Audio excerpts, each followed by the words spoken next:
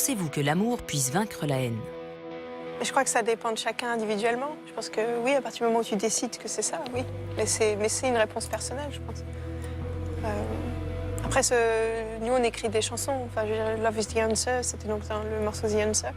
C'était quelque chose qui était très personnel à la base, comme ça a été écrit. Puis d'ailleurs, les paroles n'étaient pas... Il n'y avait pas vraiment Love is the Answer jusqu'à ce qu'on ait vraiment finalisé le morceau. Au départ, il n'y avait pas ça, il y avait juste I saw the answer. J'ai vu la réponse au lieu de l'amour et la réponse. Et après, quand il y a eu un ressenti avec la musique qui était tellement forte, emballante, etc., et du coup, je me suis sentie dans la possibilité de dire ces phrases-là qui sont peut-être un peu naïves, mais qui ont une douceur aussi, puis qui ont une intelligence aussi, d'une certaine façon, enfin, dans certaines situations. Pourquoi est-ce si difficile de parler d'amour?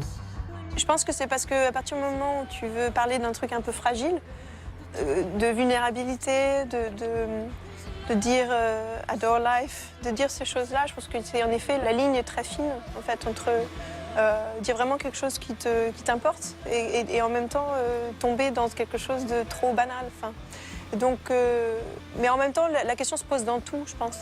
Elle se pose sur scène aussi, la question. On perd assez vite qui on est, donc il faut toujours être en train de jauger cette chose-là.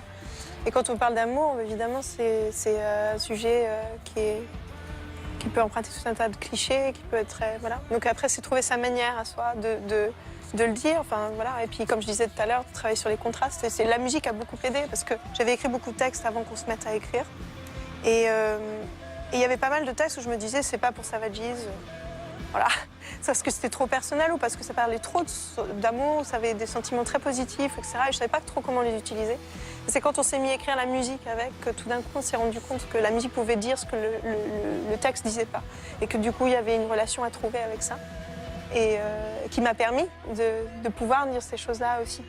Des choses un peu crues, des choses un peu honnêtes et simples en fait.